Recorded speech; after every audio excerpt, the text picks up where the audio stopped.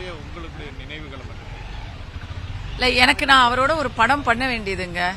அந்த படம் ஆனால் நடக்கவே இல்லை, அட்வான்ஸோட நின்று போச்சு. ஸோ பாரத் ராஜா அவர்களோட படம் நடிக்கல, அவரோட டிவி சீரியல் கூட நான் நடிக்கலன்னு ஒரு நீங்காத குறை எனக்கு உண்டு. ஆனால் ஒர்க்கு அப்பாற்பட்டு சினிமாங்கிற வகையில் நான் அவரை நிறையா தரம் நாம் சந்திச்சிருக்கிறோம். அவர் வந்து அந்த பயிற்சி கல்லூரி நடத்திட்டு இருந்த போது கூட நிறைய தரம் நான் அவரை பார்த்துருக்கேன். பட் அது எல்லாத்துக்கும் மேலே நமக்கெல்லாம் வந்து கிராமம்னா இப்படித்தான் இருக்கும் அப்படின்னு, கிராமம்னா ஸ்டூடியோவில் பெயிண்ட் அடித்த படுதாவுக்கு எதிர வந்து டான்ஸ் ஆடுவாங்கங்கிறத மாற்றி உண்மையான கிராமத்தை வந்து எல்லார்கிட்டையும் கொண்டு போய் சேர்த்த ஒரு பயணியர். அவர் ஒரு பெரிய முன்னோடி. அவர் எடுத்த படம்லாம் வந்து இதுவே இங்கிலீஷ்லேயோ ஸ்பானிஷ் மொழியிலையோ எடுத்திருந்தா ஆஸ்கர் வாங்கியிருக்கோம். அது தமிழாக இருக்கிறதுனால நம்முடைய பொக்கிஷமாக அவர் இருக்கிறாரு. எப்பவுமே அந்த பொக்கிஷமாக நமக்கு நீங்காத நினைவோடு இருப்பார். இந்த இழப்பு வந்து நான் இழப்புன்னு நினைக்க மாட்டேன். பாரத்ராஜா அவர்கள் வந்து இழக்க முடியாத ஒரு மிகப்பெரிய பொக்கிஷம் அவருடைய படைப்புகள்.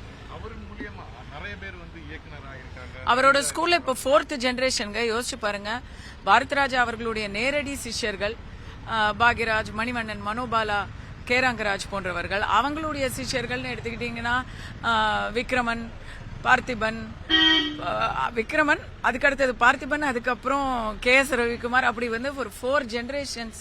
அதுக்கப்புறம் KS ரவிக்குமாருடைய இது சிஷ்யர்கள். I think 5 generations. தமிழ் சினிமாவில் பாரதி ராஜாவுடைய டச் இல்லாம எந்த படமே வராது.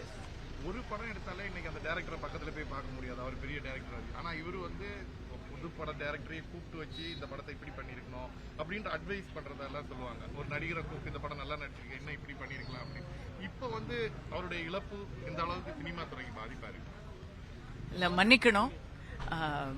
கண்டிப்பாக ஒரு சகாப்தம் முடியும் பொழுது அது ஒரு மிகப்பெரிய இழப்பு தான். அந்த இழப்பை வந்து நாம இழப்புன்னு நினைக்காம அவங்களுடைய நினைவுகளையும் அவங்களுடைய படைப்புகளையும் கொண்டாடணும். அதனால இவர் இல்லை, இது வந்து யதார்த்தம்.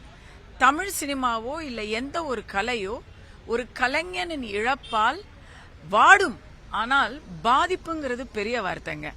ஏன்னா கலைக்கு வந்து அது கிடையாது. கலைக்கு மரணமோ ஜனனமோ கிடையாது. Art will go on. In சினிமால சொல்லுவாங்க, the show must go on and the show will go on.